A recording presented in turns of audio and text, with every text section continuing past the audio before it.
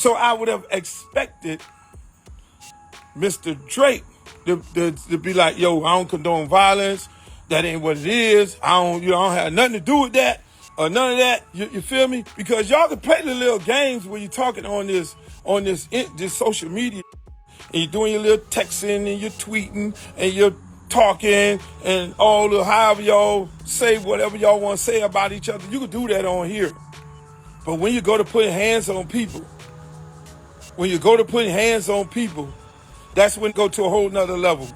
Luke from the 2 Live crew reacts to Rick Ross getting into an altercation in Vancouver, Canada. This is Fresh Hip Hop Opinion with your guy Alize. Don't forget to subscribe. So, like I said, Uncle Luke from the 2 Live crew has reacted to the incident that happened in Vancouver where Rick Ross and his crew were pretty much beat up. One guy was knocked out clean, had to be carried out. It was pretty sad. And this apparently was because Officer Ricky Ross played Not Like Us during his Vancouver set. And he was actually the one that got struck first, and then the whole melee started. But like I said, Luke has reacted, and I got the clip right here, people. Check it out. My boy Ross and his guys in Canada, that's unacceptable. It's unacceptable. Unacceptable. That don't happen. That don't supposed to happen. And what's more unacceptable is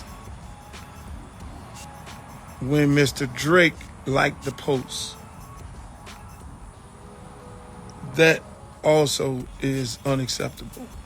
I expect more out of Mr. Drake. When there's violence,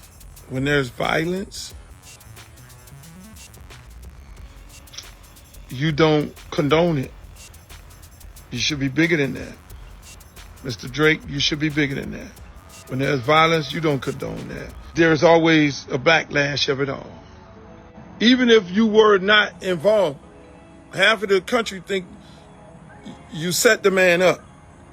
They book a show in Canada and you send your goons out to agitate and start a fight with Ross. Mr. Drake liked the post. You just inserted yourself into violence toward Mr. Ross and his crew. When you like the post and you on there doing your little, okay, it's a beautiful day in Canada, and you like the post, you just inserted yourself in some. Look how it all play out. Oh, so half the country thinking that you, Roston played the record, the Kendrick Lamar record, and he got jumped on because he played the Kendrick Lamar record. So now you got a whole West Coast of people, they at your head. Oh, that's what we doing? You don't need that, Mr. Drake. But you're too talented to insert yourself in some shit that you're not really about.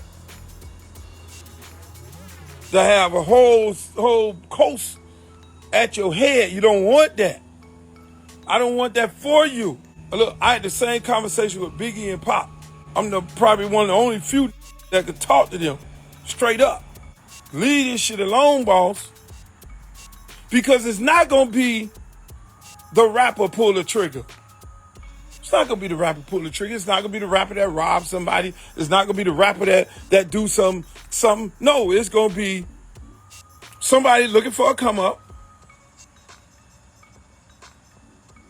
It's going to be somebody looking for a come up.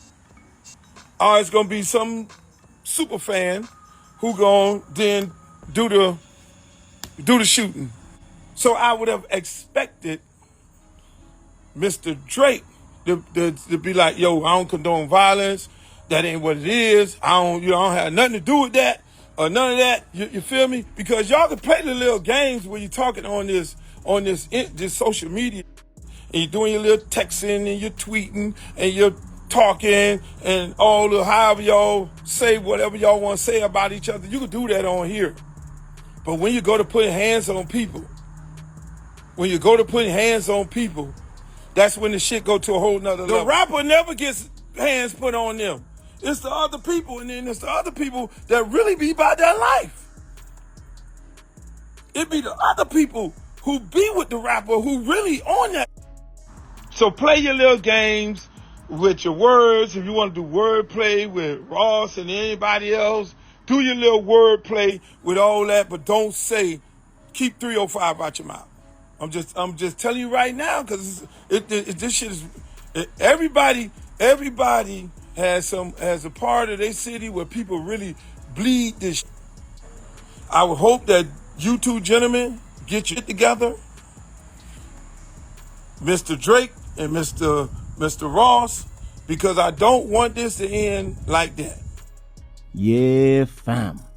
Now, he said a lot, but he pretty much is criticizing Drizzy Drake for liking a post with Rick Ross getting assaulted, and Drake put out a video also kind of smiling and celebrating Canada Day, but kind of chuckling at the same time in a sarcastic way.